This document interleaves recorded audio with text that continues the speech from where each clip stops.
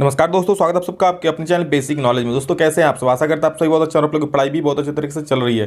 दोस्तों आप लोग एग्जाम सामने आ रहे थे, इसलिए अच्छे से पढ़ाई में लग जाइए, मन लगाकर पढ़ाई कीजिए। दोस्तों आज हम लोग झारखंड बोर्ड का जो मॉडल पेपर सेट 1 आया था, उसका जो सोशल साइंस का भूगोल का है, सारा सब्जेक्टिव आंसर लेकर आए हैं।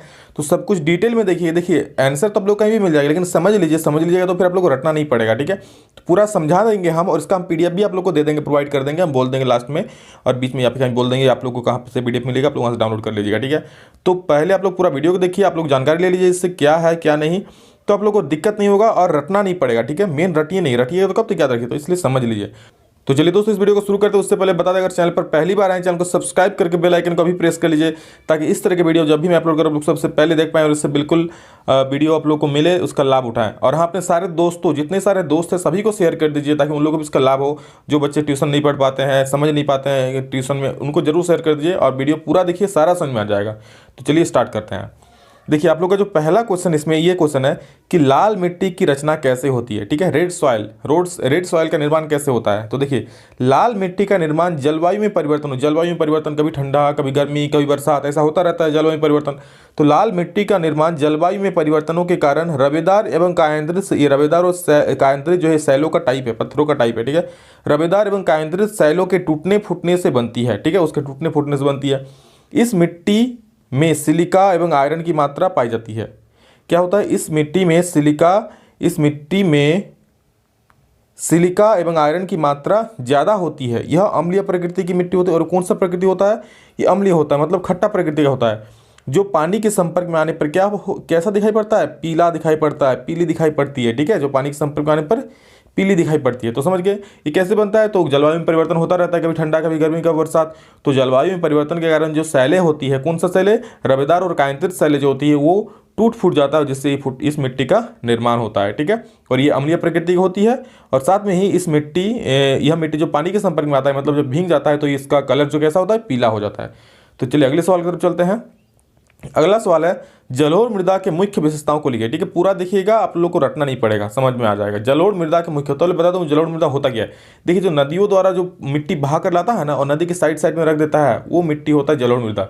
आप लोग भी, जिनका घर नदी के साइड में होगा, रिवर साइड में, वो लोग देखे होंगे वो मिट्टी कितना उपजाऊ होती है। जब वहाँ पे पानी घट जाता है तो सभी लोग वहाँ जाकर सब्जी लगाते हैं, कितना सब्जी फलता है, सब एकदम माला माल हो जाता है सब्जी बेच के। तो यही है जलोढ़ मृदा की मुख्य विशेषताओं क्या है।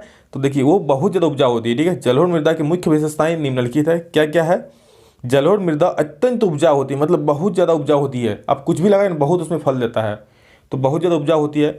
जलोढ़ मृदा में पोटास, फास्फोरस तथा चूना पाया जाता है। जलोढ़ मृदा में क्या क्या पाया जाता है, पोटास रहता है, फास्फोरस रहता है तथा चूना रहता है। ठीक है, और जिन मिट्टी में ये सब पाया जाता है वो बहुत ही ज़्यादा उपजाऊ होता है। नेक्स्ट है, जलोढ़ मृदा में गहन खेती की जाती है। ठीक है, जलोढ़ मृदा कैसा खेती, गहन कृषि की जाती है। नेक्स्ट, इस मृदा में रेत, सिल्ट व मृत्तिका विभिन्न अनुपातों में पाई जाती है। और इस मृदा में क्या क्या पाया जाता है, रेत, सिल्ट व मृत्तिका अलग अलग अनुपातों में पाया जाता है।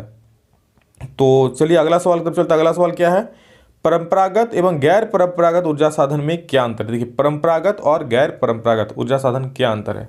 तो देखिए, सबसे पहला अंतर, परंपरागत, आप लोग जब भी इस तरह का लिखने वाले तो लाइन में लिखिए, जब पॉइंट वाइज। देखिए, मैंने अधिकतर आंसर को पॉइंट वाइज लिखने की कोशिश किया है, जिसमें जहाँ तक लिख सकें, क्योंकि इससे आप लोग को पूरे नंबर, ये आप इतना पॉइंट लिख दी, 4 नंबर क्वेश्चन 4 नंबर मिल जाए, 1 नंबर नहीं कटेगा, 4 को पॉइंट लिख दिए तो। ठीक है, इसलिए ज़्यादातर कोशिश कीजिए पॉइंट वाइज आंसर लिखें।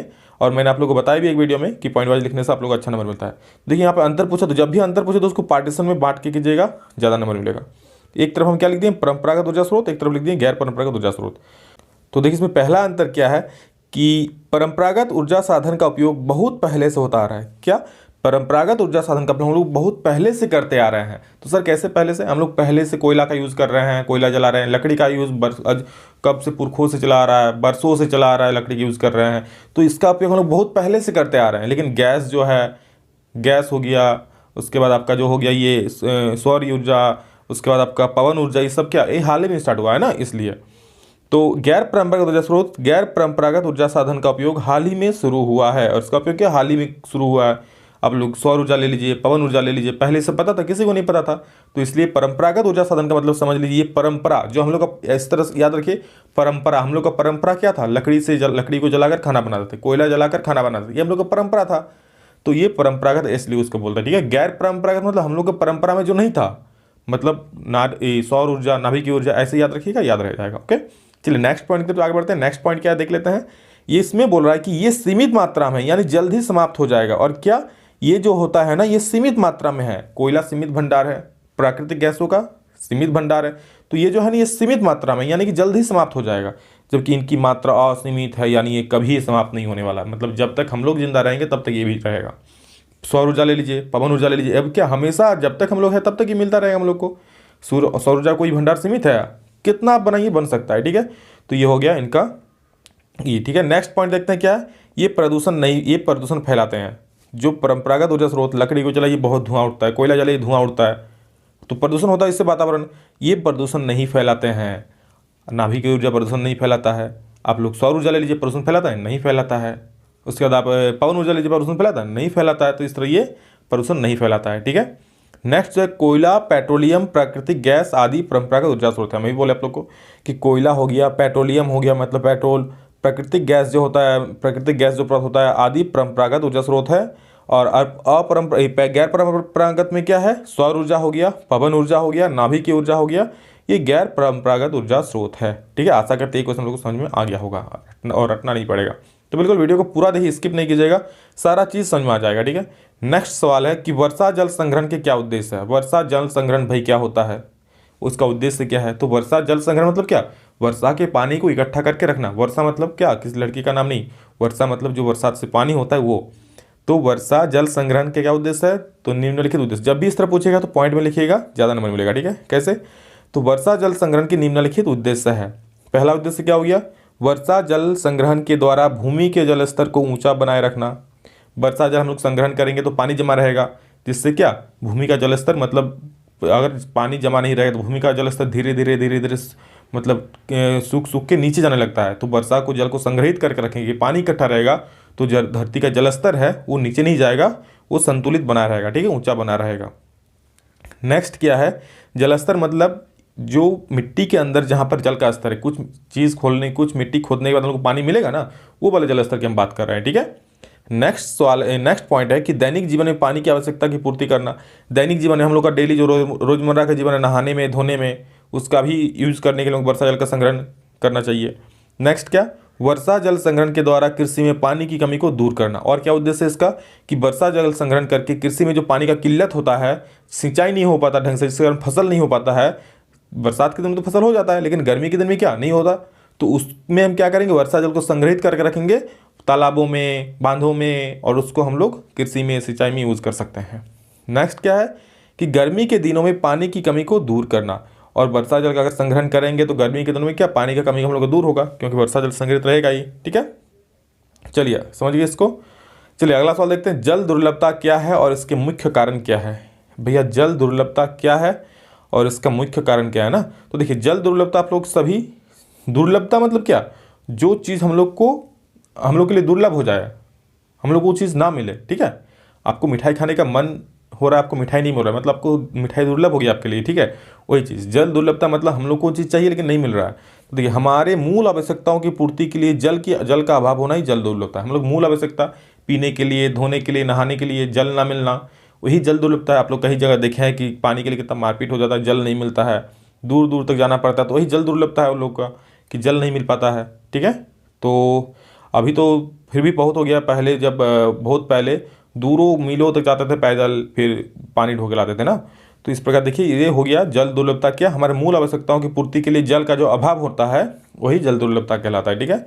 और इसके मुख्य कारण की बात करें तो मुख्य कारण क्या हो जाए, देखिए जल का अत्यधिक दुरुपयोग।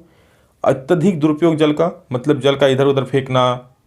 आप मान लीजिए आप एक गिलास, आधा गिलास पानी, एक गिलास पानी फेंक देते हैं, थोड़ा सा पानी में नहाना अगर हो जाएगा तो आप बहुत ज़्यादा पानी बर्बाद करते हैं, मतलब दुरुपयोग करना जल का, ठीक है। समाज में जल का असमान वितरण, देखिए क्या पॉइंट है, मान लीजिए किसी को ज़्यादा पानी दे दिया, किसी को कम पानी दे दिया, ठीक है। तो ये असमान वितरण के कारण भी कहीं कहीं मान लीजिए यहाँ कम दे दिया, वहाँ जल का दुर्लभ हो गया, जल दुर्लभ हो गया। जल प्रदूषण भी मुख्य कारण है। अगर जल प्रदूषित हो जाएगा तो पीने के लिए, धोने के लिए पानी नहीं मिलेगा, तो भी जल दुर्लभता हो जाएगा। जनसंख्या की वृद्धि, मुख्य कारण जनसंख्या वृद्धि है, इतना लोग वृद्धि हो रहा है, उस मात्रा में जल थोड़ी ना बढ़ रहा है, तो वही जल दुर्लभता का कारण, मुख्य कारण जनसंख्या का वृद्धि भी है। और औद्योगिकरण मतलब सर, मतलब उद्योग का लगना, फैक्ट्री का लगना, फैक्ट्री लगेगा तो वहाँ पर ज़्यादा पानी का जरूरत पड़ेगा, ठीक है। तो वहाँ ज़्यादा पानी ज़रूरत पड़ेगा तो बाकी लोगों को कम पानी मिलेगा, तो इसलिए इससे भी दुर्लभ होता है जल, मतलब जल का कमी हो जाता है। चलिए अगला सवाल है हम लोग का कि ये और में है इसका, चावल मतलब किसी में एक में से दोनों में से किसी एक को बना था। अगला सवाल है चावल की खेती के लिए उपयुक्त भौगोलिक परिस्थितियों के बारे में, मतलब चावल की खेती के लिए कैसा भौगोलिक परिस्थिति चाहिए उसको लिखना है। ठीक है, क्या टेम्परेचर कितना चाहिए, कैसा मिट्टी होना चाहिए, यही सब। तो देखिए चावल की खेती के लिए उपयुक्त भौगोलिक परिस्थितियाँ निम्नलिखित है, क्या क्या है। ये 5 नंबर का सवाल था, ठीक है, और इससे पहले वाला भी। 25 डिग्री से 30 डिग्री तापमान को ना, तापमान कितना होना चाहिए 25 डिग्री से 30 डिग्री के बीच। 100 सेंटीमीटर से 150 सेंटीमीटर वर्षा होना, जब वर्षा होगा तो कितना 100 से 150 सेंटीमीटर वर्षा होना चाहिए, इससे कम होगा तो नहीं होगा, ज़्यादा होगा तो भी फसल को की बर्बादी है। जलोढ़ एवं दोमट मिट्टी का होना, जलोढ़ मृदा या दोमट मिट्टी का होना ताकि उपजाऊ हो। समतल भूमि का होना जिसमें पानी जमा रह सके, भूमि कैसा होना चाहिए समतल होना चाहिए ताकि पानी जमा रह सके, मतलब ढलान हो गया मिट्टी, ढलान जमीन हो गया, पानी बह के निकल गया तो कैसे होगा, तो फिर नहीं होगा ना। नेक्स्ट क्या है, आवश्यकता पड़ने पर सिंचाई का प्रबंध, मतलब अगर आवश्यकता पड़े पानी कम हो जाए तो सिंचाई का भी वहाँ व्यवस्था होना चाहिए। और अंतिम पॉइंट है पहाड़ी ढलानों पर सीढ़ीनुमा खेती करना, जहाँ अगर कहीं पहाड़ी वाला जगह है, ढलान है, तो वहाँ सीढ़ीनुमा खेती करके भी धान की खेती किया जा सकती है, चावल की खेती किया जा सकता है। ठीक है, एक्चुअली में चावल की खेती नहीं धान की खेती करते हैं। ओके, तो ये था आप लोग का सारा क्वेश्चन, भूगोल समाप्त हो गया। और अगर आप लोग चाहते हैं तो मैं नागरिक का भी ला दूंगा, अर्थशास्त्र का भी ला दूंगा। ठीक है, अगर आप लोग चाहते हैं तो। बहुत ज़्यादा आप लोग कमेंट आ रहा था, क्योंकि मैं तो पहले ही आप लोग जितना बोलेंगे मैं सभी का डिमांड कोशिश करूंगा कि आप लोग का पूरा कर पाऊँ। ठीक है, तो ये बहुत दिनों से मैं चाह रहा था कि बनाऊं, आज फाइनली बना दिया। और जो भी आप लोग को बना चाहिए कमेंट में बोल दीजिए। और वीडियो कैसा लगा प्लीज़ सभी लोग कमेंट करके बोलिएगा, और सभी प्लीज़ दोस्तों को, सभी लोगों को शेयर कर दीजिएगा। ओके, जितने सारे आपके दोस्त हैं ग्रुप में, जो भी 10th क्लास में पढ़ते हैं बोर्ड एग्जाम देने वाले, क्योंकि वो लोग बहुत ज़्यादा फायदा है और ये इंपॉर्टेंट सवाल है सारा। तो दोस्तों आज के लिए इतना ही। आप लोग मन लगा के आप लोग पढ़ाई कीजिए, सभी लोग एकदम मन लगा के जुट जाइए पढ़ाई में, ताकि एग्जाम में अच्छे नंबर से अच्छा नंबर ले पाएँ। ठीक है, तो मेरी सारी शुभकामनाएं आप सभी के साथ है दोस्तों। अभी के लिए इतना ही, नेक्स्ट वीडियो में जल्द मिलते हैं, तब तक के लिए जय हिंद, वंदे मातरम।